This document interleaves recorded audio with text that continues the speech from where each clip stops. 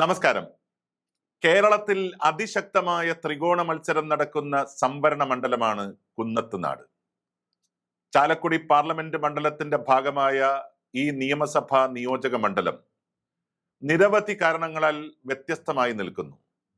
ജീവകാരുണ്യ ജനകീയ വിഷയങ്ങൾ ഉയർത്തിക്കൊണ്ടുവന്ന് കോടിക്കണക്കിന് രൂപ CSR ഫണ്ടായി ഉപയോഗിച്ച് കിറ്റക്സ് ഉടമ സാബു ജേക്കബ് രാഷ്ട്രീയ കളരി ഉണ്ടാക്കിയ കിഴക്കമ്പലം ഉൾപ്പെടുന്ന മണ്ഡലമാണ് കുന്നത്തുനാട്.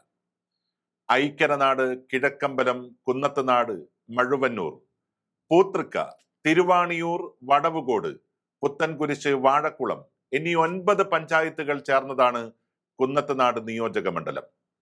ഇതിൽ 4 പഞ്ചായത്തുകൾ 2020 ആണ് ഭരിച്ചുകൊണ്ടിരിക്കുന്നത്.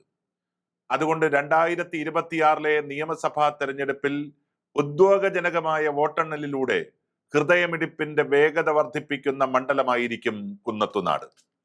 ഈ മണ്ഡലത്തെ 2 തവണ നിയമസഭയിൽ പ്രതിനിധാനം ചെയ്ത MLA ആണ് UDF-ന്റെ പ്രഥമ പരിഗണനയുള്ള സംസ്ഥാന വൈസ് പ്രസിഡന്റ് കൂടിയായിട്ടുള്ള VP സജീന്ദ്രൻ. 2008 വരെ TH മുസ്തഫ എന്ന രാഷ്ട്രീയ അധികായൻ ഉഴുതുമറിച്ചിട്ട മണ്ണാണ് കുന്നത്തുനാട്. 42,701 വോട്ടുകൾ നേടിയ 2020-യും UDF-ഉം തമ്മിലുള്ള വ്യത്യാസം വെറും 7,000 വോട്ടുകൾ മാത്രമാണ്. LDF സ്ഥാനാർത്ഥി മുൻ സുപ്രീം കോടതി ചീഫ് ജസ്റ്റിസ് KG ബാലകൃഷ്ണന്റെ മരുമകൻ കൂടിയായ VP ശ്രീനിജന് കിട്ടിയ വോട്ട് 52,351 ആയിരുന്നു. അതായത് 2,700ഓളം വോട്ടിന്റെ വ്യത്യാസത്തിലാണ് UDF സ്ഥാനാർത്ഥി VP സജീന്ദ്രൻ പരാജയപ്പെട്ടത്. 2024 പാർലമെന്റ് തെരഞ്ഞെടുപ്പ് നടന്നപ്പോൾ 2020-യുടെ ഏറ്റവും വലിയ ശത്രുവായി അവർ പ്രഖ്യാപിച്ച ബെന്നി ബെഹനാൻ 2ാം വട്ടവും സ്ഥാനാർത്ഥിയായപ്പോൾ കുന്നത്തുനാടിൽ അദ്ദേഹത്തിന്റെ ലീഡ് വർദ്ധിച്ചു. 49,636 നിന്ന് 52,522 പാർലമെന്റിൽ UDF വോട്ട് വർദ്ധിക്കുക ചെയ്തു. എന്നാൽ LDF സ്ഥാനാർത്ഥിയായ പ്രൊഫസർ C രവീന്ദ്രനാഥിന് കിട്ടിയത് കേവലം 39,000 വോട്ടുകളായിരുന്നു. അതായത് 13,000 വോട്ടിന്റെ കുറവ് നിയമസഭാ തെരഞ്ഞെടുപ്പിൽ നിന്ന് പാർലമെന്റിലേക്ക് എത്തിയപ്പോൾ CPM-നുണ്ടായി. പാർലമെന്റ് തെരഞ്ഞെടുപ്പിലെ കണക്കുകൾ UDF-ന് അനുകൂലമാണെങ്കിലും നിയമസഭയും ലോക്സഭയും തമ്മിലുള്ള വോട്ട് വർധന വ്യത്യാസം വെറും 2,900 വോട്ടുകൾ മാത്രമാണ്. പക്ഷേ ഇരുമുന്നണികളെയും ഞെട്ടിക്കുന്ന കാര്യം, പാർലമെന്റ് തെരഞ്ഞെടുപ്പിൽ ഒരു പ്രാധാന്യവും ഇല്ലാതിരുന്ന 2020 അവരുടെ വോട്ട് വിഹിതം 42,000-ൽ നിന്ന് 46,000-ആയി വർദ്ധിപ്പിച്ചു എന്നുള്ളതാണ്. BJP-യുടെ വോട്ട് 7,000-ൽ നിന്ന് 9,000-ആയി വർദ്ധിക്കുകയും ചെയ്തിട്ടുണ്ട്. അതായത് ഇപ്പോഴത്തെ MLA പ്രതിനിധാനം ചെയ്യുന്ന LDF 3ാം സ്ഥാനത്തേക്ക് കൂപ്പുകുത്തി എന്നുള്ളതാണ്. കേരളത്തിന്റെ അപൂർവം മണ്ഡലങ്ങളിൽ മാത്രം കണ്ടുവരുന്ന ഒരു പ്രതിഭാസമാണ് LDF 3ാം സ്ഥാനത്ത് എന്നുള്ളത്. കേരളത്തിൽ നിന്ന് വ്യാവസായിക സാമ്രാജ്യം തെലങ്കാനയിലേക്ക് മാറ്റിയതിന് ശേഷം രണ്ടും കൽപ്പിച്ചു നിൽക്കുകയാണ് സാബു. ഈ ഒരു സാഹചര്യത്തിൽ കേരള നിയമസഭയിൽ ഒരു ജനപ്രതിനിധിയെ എത്തിക്കാൻ രണ്ടും കൽപ്പിച്ച പോരാട്ടമായിരിക്കും അദ്ദേഹം നടത്തുക.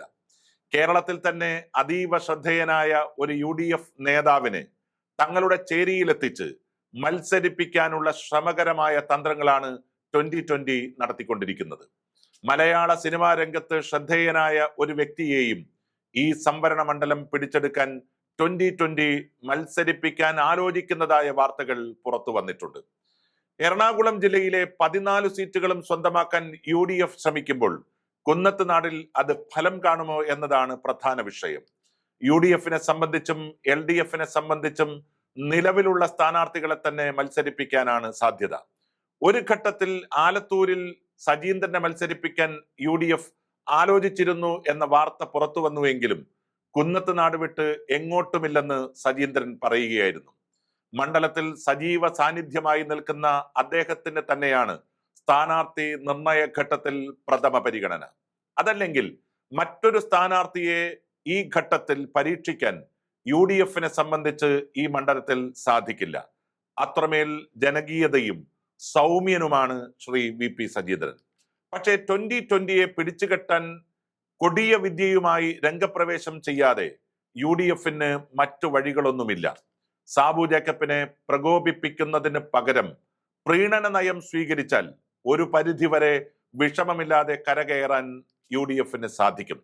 അതല്ലെങ്കിൽ 2020 നിയമസഭാ തെരഞ്ഞെടുപ്പിൽ അവരുടെ ആദ്യ ഗോൾ നേടുന്ന തെരഞ്ഞെടുപ്പ് ഫലമായിരിക്കും കുന്നത്തുനാട് നിന്നും ഉണ്ടാവുക. അതുകൊണ്ട് ഈ ഘട്ടത്തിൽ ഏറ്റവും കൂടുതൽ ശ്രദ്ധിക്കേണ്ടത് ഐക്യജനാധിപത്യ മുന്നണിയാണ്. ശ്രീ മുഹമ്മദ് ഷിയാസിന്റെ നേതൃത്വത്തിൽ ശക്തമായ പ്രവർത്തനം നടത്തുന്ന കേരളത്തിലെ അപൂർവം DCCകളിൽ ഒന്നാണ് എറണാകുളം ജില്ല. പക്ഷെ അപ്പോഴും നമ്മൾ കാണേണ്ട ഏറ്റവും വലിയ പ്രത്യേകത എന്ന് പറയുന്നത് കുന്നത്തുനാടിൽ രാഷ്ട്രീയമായി പരമ്പരാഗതമായ ശൈലിയിലുള്ള പ്രവർത്തനങ്ങൾക്കപ്പുറം 2020 എന്ന മോസ്റ്റ് മോഡേൺ പൊളിറ്റിക്കൽ ഗ്രൂപ്പിനെ പരാജയപ്പെടുത്താൻ കഴിയുന്ന ഒരു ശൈലി അത് ഉണ്ടാക്കിയെടുക്കുന്നതിൽ സത്യത്തിൽ ഇപ്പോഴും കോൺഗ്രസ് പിറകിലാണ്.